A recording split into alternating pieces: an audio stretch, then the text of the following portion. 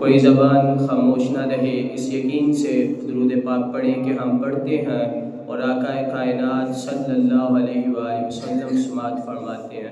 الصلاۃ والسلام علیک یا رسول اللہ وعلی آلک واصحابک یا رحمۃ للعالمین۔ اللہم صلی علی سیدنا و مولانا محمد معدن الجود والکرم وآلہ وصحبہ وبارک وسلم۔ حمد و صلات کے بعد نہایت واجب الاحترام معزز سامعین و حاضرین، جیسا کہ آپ باب کے علم میں ہے کہ گزشتہ جمعۃ المبارک کے اندر ہم نے ایک حدیث پاک کا آغاز کیا تھا کہ جس میں نبی کریم رؤوف الرحیم صلی اللہ علیہ وآلہ وسلم نے فرمایا کہ قیامت کے دن جب کوئی سایہ نہ ہوگا، 7 قسم کے لوگ ایسے ہوں گے کہ جن کو اللہ رب العزت عرش معلیٰ کا سایہ عطا فرمائے گا۔ تو ان میں سے پہلا بندہ عادل حکمران تھا، عدل کرنے والا حکمران۔ دوسرا بندہ وہ تھا کہ حضور نے فرمایا کہ جس نوجوان کی جوانی اللہ کی عبادت میں گزری ہو۔ آج ہم تیسری، چوتھی اور 5ویں چیزوں کو آگے لے کر چلتے ہیں کہ وہ کون سے لوگ ہیں کہ جن کے بارے میں میرے رسول کریم صلی اللہ علیہ وآلہ وسلم نے فرمایا کہ قیامت کے دن اللہ تعالیٰ جب کوئی سایہ نہ ہوگا تو ان کو اپنے عرش کا سایہ عطا فرمائے گا۔ تو تیسرا بندہ جو نبی پاک علیہ الصلوۃ والسلام نے فرمایا وَرَجُلَانِ تَحَابَا فِي اللَّهِ اجْتَمَعَا عَلَيْهِ وَتَقَرَّبَا عَلَيْهِ۔ فرمایا کہ وہ شخص کہ جو اللہ کے لیے کسی سے محبت رکھے اور پھر وہ اپنے دینی بھائی کو ملنے کے لیے جائے، اللہ کے لیے محبت رکھے، اللہ کے لیے اس کے پاس جائے اور وہ دونوں آپس میں اچھے طریقے سے ملاقات کریں اللہ کی رضا کے لیے۔ فرمایا وہ شخص ایسے ہیں کہ اللہ رب العزت جب قیامت میں کوئی سایہ نہیں ہوگا ان کو اپنے عرش کا سایہ عطا فرمائے گا۔ ایک حدیث میں آتا ہے کہ ایک شخص تھا، وہ کسی کو اپنے دینی بھائی کو ملنے کے گھر سے دور کا سفر کر رہا تھا، جا رہا تھا۔ رستے میں بصورت انسان ایک فرشتے کی اس سے ملاقات ہو گئی۔ فرشتہ اس سے کہنے لگا کہ بھائی تو کہاں جا رہا ہے؟ اس سفر کرنے والے نے کہا کہ میں فلاں جگہ پہ اپنے دینی بھائی کو ملنے کے لیے جا رہا ہوں۔ اس نے کہا کہ فرشتے نے تجھے اس سے کوئی کام ہے، کوئی حاجت ہے، کوئی غرض ہے، کسی کام سے جا رہا ہے؟ اس نے کہا نہیں، میں کسی کام سے نہیں جا رہا، میں ویسے ہی اس کو ملنے کے لیے جا رہا ہوں۔ فرشتے نے پوچھا کہ وہ تیرا رشتہ دار ہے جس کو تو ملنے جا رہا ہے؟ اس نے کہا کہ نہیں، وہ میرا رشتہ دار بھی نہیں ہے، ویسے وہ میرا دینی بھائی ہے، میرا دوست ہے، ہمارا اچھا تعلق ہے، دین کے حوالے سے ہمارا تعلق ہے، تو اس لیے میں اس سے ملنے کے لیے جا رہا ہوں۔ اب وہ جو فرشتہ انسانی شکل میں تھا جو سوال و جواب کر رہا تھا سوال، اس نے کہا کہ اگر تو واقعتاً بغیر کسی حاجت کے، بغیر کام کے اپنے دینی بھائی کو ملنے کے لیے جا رہا ہے تو میں اللہ کا فرشتہ ہوں، مجھے اللہ نے بھیجا ہے، اللہ نے تمہاری باہمی محبت کی وجہ سے، آپس کے پیار والے تعلق کی وجہ سے اللہ نے تجھے بھی بخش دیا ہے، اللہ نے اسے بھی بخش دیا ہے۔ اور حضور علیہ السلام نے فرمایا یہ وہ شخص ہے کہ جو آپس میں، اور ایک حدیث ہے کہ الحب للہ والبغض للہ، کہ کسی سے محبت کا رشتہ ہو، محبت کرو تو اللہ کے لیے کرو، اگر کسی سے دشمنی بھی رکھو نا تو اللہ کی ذات کے لیے رکھو۔ آج ہم دیکھیں کہ ہماری ذاتی دشمنیاں تو ہیں، ہماری انا کی وجہ سے دشمنیاں ہیں لوگوں سے، ہم تعلقات توڑ دیتے ہیں، رشتہ داریاں توڑ دیتے ہیں اپنی انا کی وجہ سے۔ کیا کبھی ہم نے کسی سے اس لیے بھی تعلق توڑا ہے کہ یار تو نمازی نہیں ہے، جب تک تو نمازی نہیں بنے گا تب تک میں تجھ سے بات نہیں کروں گا، یار تیرے اندر فلاں عیب ہے، یہ گناہ ہے، جب تو یہ گناہ چھوڑے گا پھر میں تیرا دوست بنوں گا، ادروائز میں تیرے ساتھ بات نہیں کروں گا۔ تو دیکھیں ہماری دشمنیاں اپنی ذات کے لیے ہیں اور ہماری محبتیں اپنی ذات کے لیے ہیں، جبکہ حدیث میں آیا، فرمایا الحب للہ والبغض للہ، فرمایا اگر کسی سے محبت کرنی ہے اللہ کے لیے کرو، اور اگر کسی سے دشمنی بھی رکھنی ہے تو وہ بھی اللہ کے لیے رکھو۔ اسی لیے تو علامہ نے کہا تھا کہ محمد کی محبت دین حق کی شرط اول ہے، اسی میں ہو اگر خامی ہے تو سب کچھ نہ مکمل ہے۔ فرمایا محبت رکھنی ہے تو اللہ رسول کے لیے رکھو، دشمنی رکھنی ہے تو اللہ رسول کے لیے دشمنی رکھو۔ لیکن آج عیسائیوں سے یاریاں ہیں، عیسائیوں سے دوستیاں، میرا فلاں عیسائی آج ان سے دوستیاں ہیں، اپنے بھائی کو پوچھ نہیں رہا ہے، اپنا جو چچا زاد ہے، اپنا جو ماموں زاد ہے، جو پھپھو زاد ہے، ان سے ہماری لڑائیاں ہیں، ان سے دشمنیاں ہیں، ان سے منافقتیں ہیں، تو عیسائیوں کے ساتھ ہماری یاریاں ہیں، جبکہ حدیث میں اس چیز سے منع کیا گیا۔ اور حضور نے فرمایا کہ جو دو مسلمان آپس میں محبت کا رشتہ رکھیں، پھر جب ایک اس کو ملنے جائے، حدیث آپ نے سماعت فرمائی، فرمایا اس طرح آپس میں رشتہ رکھنے والے پیار کا، محبت کا، کبھی وہ ملنے جاتا ہے، کبھی وہ اللہ کی رضا کے لیے بغیر کام کے، کبھی وہ ملنے جائے، کبھی وہ ملنے کے لیے جائے، اور اچھے طریقے سے وہ ملاقات کریں، اچھی گفتگو کریں، گالی گلوچ نہ کریں، ایک دوسرے کی عزت نفس کا خیال رکھیں۔ تو حضور نے فرمایا کہ قیامت کے دن جب کوئی سایہ نہیں ہوگا، اللہ کریم ان دونوں کو اپنے عرش مولا کا سایہ عطا فرما دے گا۔ چوتھی چیز جو حضور علیہ الصلوۃ والسلام نے فرمایا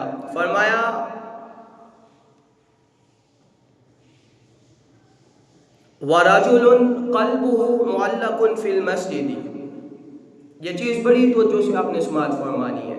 فرمایا قیامت کے دن جب کوئی سایہ نہ ہوگا تو ہر بندہ مارا مارا پھر رہا ہوگا، نفسا نفسی کا عالم ہوگا، تو فرمایا کہ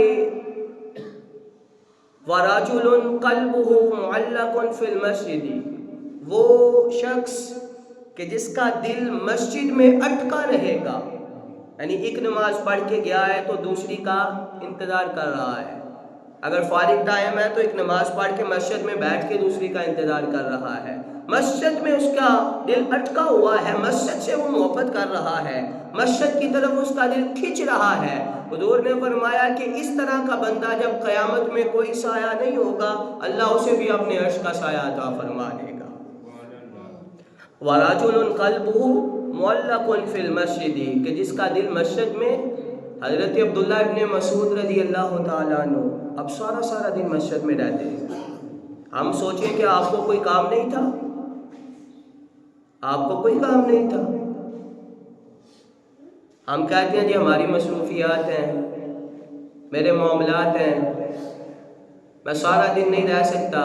بھائی تو سارا دن نہ رہ، تو نماز کے وقت تو مسجد میں آیا، تو رب کو سجدہ تو کر۔ فرمایا وَرَجُلٌ قَلْبُهُ مُعَلَّقٌ فِي الْمَسْجِدِ، کہ جس کا دل مسجد میں لگا رہے، بھاگے نہیں، مسجد میں جس کا دل لگا رہے، فرمایا وہ بندہ ایسا ہے کہ قیامت کے دن اللہ رب العزت اسے اپنے عرش کا سایہ عطا فرمائے گا۔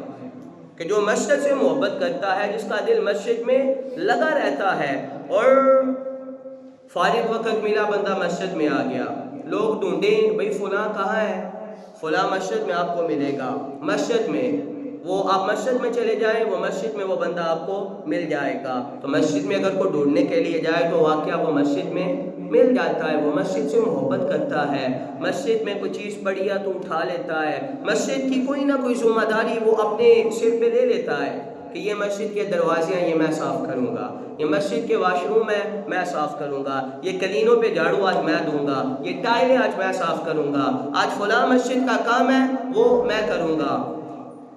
آج ہم نے مساجد میں خادم جو رکھے ہیں، جو مساجد میں خادم ہیں، ان کو تنخواہیں بھی مل جاتی ہیں، بظاہر اگر کوئی شخص اپنا حصہ ڈالتا ہے تو ہمارا حصہ اس میں پڑ جاتا ہے، لیکن کبھی کبھی اگر بندہ مسجد کی صفائی کی ذمہ داری اپنے سر پہ بھی لے تو پھر مسجد کی صفائی کرنا ایسا ہے کہ جس سے دل ستھرے ہوتے ہیں۔ مسجد کی صفائی ایسی ہے کہ جو بندہ مسجد کی صفائی کرتا ہے، مسجد کو بندہ صاف کرتا ہے، بندے کے دل کو گناہوں کی میل سے اللہ صاف فرما دیتا ہے۔ تو کبھی کبھی فارغ ٹائم ملے چھٹی کے دن، کبھی کبھی ضرور مسجد میں جایا کریں، جا کے پوچھا کریں کہ مسجد کی کون سی چیز صاف ہونے والی ہے، آج میں مسجد کی صفائی کروں گا، اپنے بچوں کو لے کر جائیں، ان کو بتائیں کہ یہ اللہ کا گھر ہے، یہ رب کی مسجد ہے، اور اس مسجد سے جو محبت کرتا ہے، فرمایا من بنا للہ مسجدا بنى اللہ لہ بیتا فی الجنہ. یہ چھوٹی بات نہیں ہے.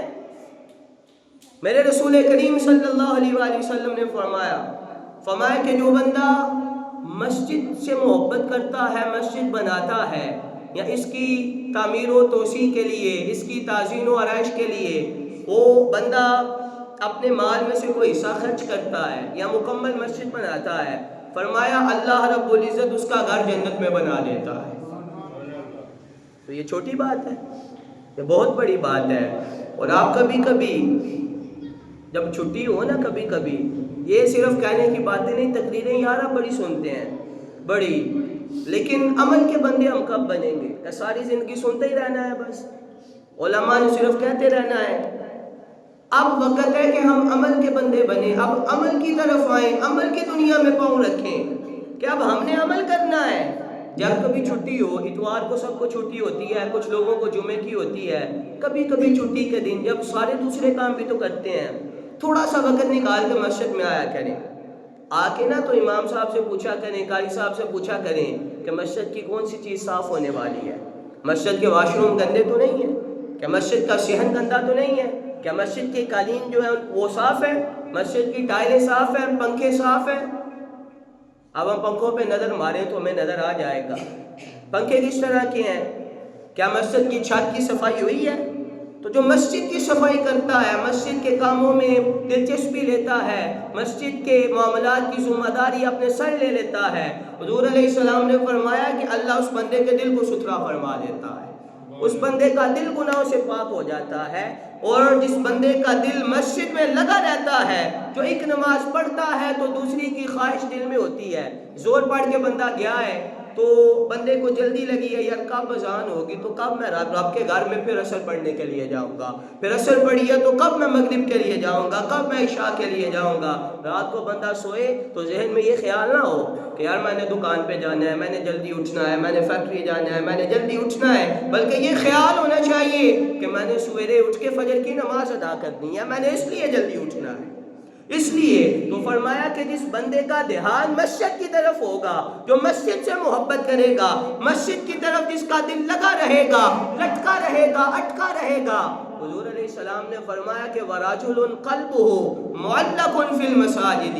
قیامت کے دن جب کوئی سایہ نہ ہوگا، اللہ رب العزت ایسے نوجوان کو کہ جس کا دل مسجد میں لگا رہے گا، فرمایا اللہ جب کوئی سایہ نہ ہوگا اس کو اپنے عرش کا سایہ عطا فرما دے گا،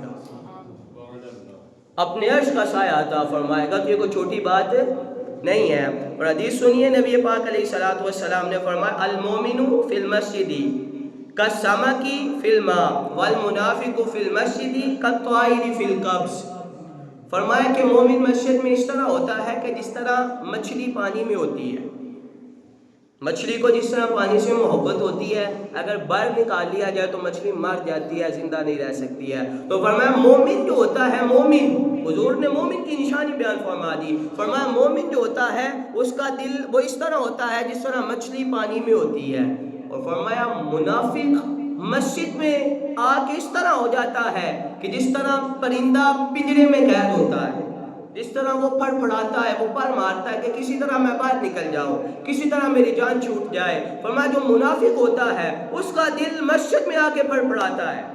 اور بڑے افسوس سے مجھے کہنا پڑتا ہے کہ جب ہمارے جمعے کے اجتماعات ہوتے ہیں، ہر جگہ پہ اجتماعات جمعہ کے ہوتے ہیں، بڑی بڑی مساجد میں بھی جہاں پہ ہزاروں کی تعداد میں بھی لوگ ہوتے ہیں، تو جب جمعہ ختم ہوتا ہے یا نماز ختم ہوتی ہے یا دیگر جو ہمارے معاملات و پروگرام محافل ختم وغیرہ ہوتے ہیں، تو پھر جب وہ ختم ہوتے ہیں تو دروازے پہ جو رش ہوتا ہے، ہر بندے کی کوشش ہوتی ہے کہ میں پہلے باہر نکل جاؤں، میں پہلے باہر نکل جاؤں، میں پہلے.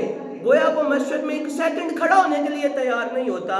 جبکہ رب کے گھر تو ایسے ہیں کہ جب تک بندہ اللہ کے گھر میں رہے گا اللہ کی برکتیں اس پہ برستی رہیں گی. جب تک بندہ اللہ کے گھر میں رہے رحمتوں کا نزول ہوتا رہتا ہے، انوار و تجلیات برستی رہتی ہیں ہر وقت. لیکن ہماری کوشش ہوتی ہے کہ سب سے پہلے ہم نکل جائیں، سب سے پہلے چلے جائیں۔ تو یہ حدیث سماعت فرمائے، حضور نے فرمایا کہ المومن فی المسجد کالسمک فی الماء، مومن مسجد میں اس طرح ہوتا ہے جس طرح مچھلی پانی میں ہوتی ہے، یعنی مچھلی محبت کرتی ہے، مومن مسجد سے محبت کرتا ہے۔ گویا حضور یہ فرما رہے ہیں کہ مومن مسجد سے، بولو، مومن مسجد سے محبت کرتا ہے۔ اور فرمایا والمنافق فی المسجد کالطائر فی القبض، اور منافق مسجد میں اس طرح ہوتا ہے، اگر مجبوری سے کبھی آ جانا پڑے نا، کبھی، ویسے تو ہم لوگ مسجد میں زیادہ تر لوگ آتے ہی تب ہے جب ختم ہوتا ہے جی، اور نماز پڑھنے تب جاتے ہیں جب جنازے کی نماز ہوتی ہے، جنازے کی، اور مسجد میں تب آتے ہیں کہ جب ختم ہو۔ بزرگ کہتے ہیں کچھ نمازی ہوتے ہیں 8 کے، کچھ ہوتے ہیں 61 کے، کچھ ہوتے ہیں 360 کے۔ اب اس کا مطلب کہ 8 کے نمازی وہ ہیں جو جمعے کے جمعے مسجد میں آتے ہیں، 61 کے نمازی وہ ہیں کہ جو صرف جنازہ پڑھنے کے لیے جاتے ہیں، اور 360 کے نمازی وہ ہیں جو صرف عید پڑھنے کے لیے مسجد میں آتے ہیں۔ ہمارے معاشرے میں لوگ موجود ہیں ایسے لوگ، اور کتنے وہ بدبخت قسم کے لوگ ہیں، کتنے بدبخت قسم کے لوگ ہیں کہ جو رب کے اعلان پہ مسجد میں نہیں آتے ہیں، کہ رب کا اعلان ہوتا ہے حی علی الصلاۃ حی علی الفلاح، لوگوں آؤ نماز کی طرف، آؤ کامیابی کی طرف، لیکن آج کا جو بدبخت انسان ہے وہ دنیا کے کاموں میں، دنیا کی مصروفیات میں، گلی کوچوں میں، روڈوں پہ، گھروں میں بیٹھ کے وہ کامیابی کو ڈھونڈ رہا ہے، وہ آن لائن کامیابیاں ڈھونڈ رہا ہے، وہ انٹرنیٹ پہ کامیابیاں ڈھونڈ رہا ہے، جبکہ میرا رب فرما رہا ہے، رب کا اعلان ہو رہا ہے کہ حی علی الفلاح، آ جاؤ مسجد میں آ جاؤ، اللہ تمہیں ساری کامیابیاں عطا فرما دے گا، ساری کامیابیاں تمہاری جھولی میں اللہ ڈال دے گا، ساری رحمتیں، ساری برکتیں اس مسجد میں اللہ نے رکھی ہیں، وہ تمہاری جھولیوں میں اللہ ڈال دے گا۔ کیوں ہم اس مسجد سے دور ہیں؟ کیوں اپنے بچوں کو ہم نماز کی تلقین نہیں کر رہے ہیں؟ کیوں ہم لوگ مساجد کے ساتھ محبت نہیں کرتے ہیں؟ مساجد ہماری ویران ہے، اور پھر مسجد بنا لینا بہت بڑی بات نہیں ہے، مسجد کی آباد کاری، اور مسجد کی جو آباد کاری ہے وہ لوگوں کے ساتھ ہے، اور جب تک لوگ مسجد میں نہیں آتے ہیں، اور یہ حدیث بات فرمائے کہ جو بندہ مسجد میں 5 نمازیں پڑھنے کے لیے آتا ہے، جو مسجد سے محبت کرتا ہے، محبت سے مسجد میں بیٹھتا ہے، توجہ سے بات سنتا ہے، حضور علیہ السلام نے فرمایا کہ اگر کسی وجہ سے وہ بندہ مسجد نہ آ سکے، بعض اوقات بندہ بیمار ہو جاتا ہے یا بندہ کہیں پہ جانا پڑ جاتا ہے تو مسجد کی حاضری وہ رہ جاتی ہے، بندہ مسجد میں، لیکن پھر بھی وہ نماز چھوڑتے، وہ جہاں بھی وہ نماز ادا کر لیتے ہیں، لیکن اس مسجد میں وہ نہیں آ سکتے ہیں کہ جہاں وہ ریگولر نماز پڑھ رہے ہیں۔ حضور علیہ السلام نے فرمایا کہ اللہ کے کچھ فرشتے ایسے ہیں کہ جب بندہ بیماری کی وجہ سے مسجد میں نہ آ سکے تو وہ فرشتے اس کے گھر اس کا پتہ لینے کے لیے جاتے ہیں، فرشتے اس کا پتہ لینے کے لیے جاتے ہیں، اور اپنے ساتھ رحمتوں، برکتوں اور انوار و تجلیات کا وہ نزول بھی ان کے ساتھ اس جگہ پہ ہو جاتا ہے کہ جس جگہ پہ اللہ کے فرشتے جاتے ہیں، پھر اللہ کے فرشتے اس بندے کے لیے صحت کی دعا کرتے ہیں۔ کون دعا کرتا ہے جی؟ اللہ کے فرشتے۔ تو کاش کہ میں اور آپ اس چیز کو سمجھیں، ہم اس دنیا کی رنگینیوں سے نکل آئیں۔ کاش عزیزوں، یہ 2 ہفتوں میں میں نے 3 جنازے ایسے پڑھے اور پڑھائے ہیں کہ جن کی عمریں نا 29 سے 35 کے درمیان ہیں،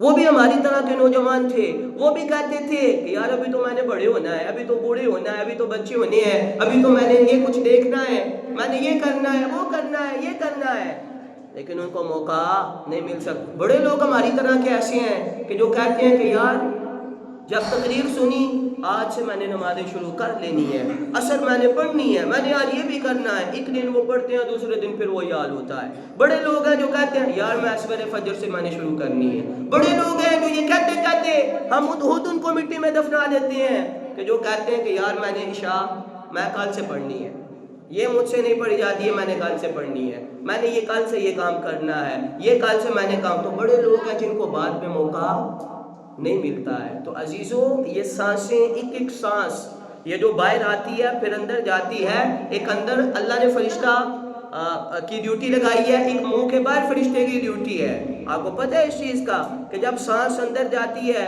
فرشتہ اجازت لیتا ہے کہ اللہ اگر آپ کی اجازت ہو تو یہ باہر آئے، پھر اللہ فرماتا ہے آنے دو۔ جب باہر جاتی ہے، باہر والا فرشتہ کہتا ہے اللہ باہر آ گئی ہے، آپ کی اجازت ہو تو پھر یہ سانس اندر جائے، اللہ کریم فرماتے ہیں جانے دو۔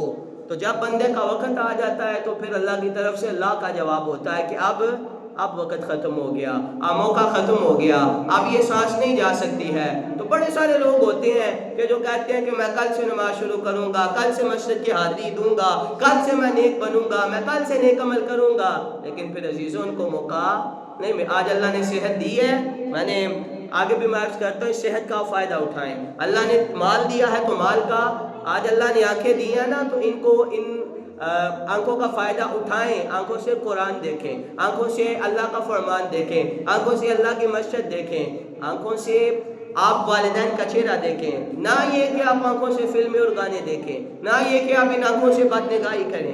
آپ ان آنکھوں کو غنیمت جانیں۔ پوچھیں ان لوگوں سے کہ جن کی آنکھیں نہیں ہیں وہ کس طرح اپنی زندگی کو بسر کرتے ہیں۔ یہ ہاتھ ہے تو ان کو غنیمت جانیں۔ پوچھیں ان کے جن کے ہاتھ نہیں ہیں، پوچھیں ان لوگوں کو جن کے پاؤں نہیں ہیں، پوچھیں ان لوگوں کو کہ جو پیدائشی معذور ہوتے ہیں، بھئی ان کا کیا قصور ہے، لیکن یہ میرے مالک کی تقسیم ہے۔ اللہ نے اگر ہاتھ دیے، پاؤں دی، آنکھیں دی، کان، دماغ صحیح سلامت دیا تو اس کا یہ مطلب نہیں ہے کہ تو بڑا شاہکار ہے، یہ اللہ کی رحمت ہے۔ تو آج اللہ کی رحمت کا ناجائز فائدہ نہ اٹھایا جائے، آج بلکہ اللہ نے یہ صحت دی ہے، یہ مال دیا ہے، اسے اللہ رب العزت کے گھر آ کر اللہ کی رضا میں سے صرف کیا جائے۔ اور سنیے حدیث پاک، ایک عورت مسجد نبوی شریف کی نا صفائی کیا کرتی تھی، روز صفائی کیا کرتی تھی۔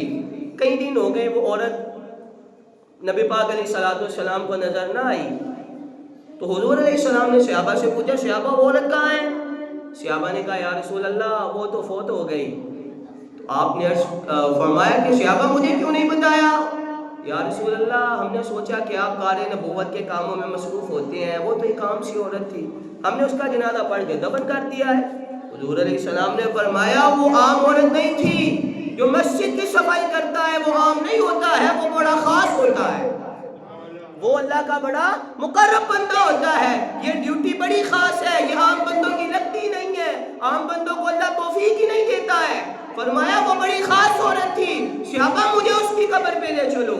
عزیزوں میرے نبی پاک علیہ السلام اس عورت کی قبر پہ جاتے ہیں اور حضور نے اس عورت کی قبر پہ کھڑے ہو کے اس کے لیے دعا فرمائی ہے۔ اتنا بڑا مقام، اتنا بڑا مرتبہ۔ فرمایا کہ جو نوجوان مسجد سے محبت کرتا ہے، جس کا دل وَرَجُلٌ قَلْبُهُ مُعَلَّقٌ فِي الْمَسْجِدِ، جس کا دل مسجد میں لگا رہتا ہے، جب قیامت کے دن کوئی سایہ نہ ہوگا، اللہ اسے اپنے عرش کا سایہ عطا فرما دے گا۔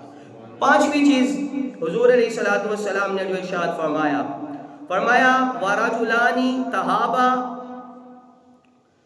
پانچویں چیز جو ارشاد فرمایا وَرَجُلٌ دَعَتْهُ امرأة ذات منصب وجمال فقال انی اخاف اللہ۔ فرمایا کہ ایک ایسا نوجوان کہ جس کو کوئی عورت گناہ کی دعوت دے، وہ عورت کہ جو حسن و جمال کی مالکہ بھی ہو اور منصب کی مالکہ بھی ہو، یعنی اچھے گھر سے تعلق بھی رکھتی ہو، حسن و جمال کی مالکہ بھی ہو، اچھی عورت، اچھے گھرانے کی عورت۔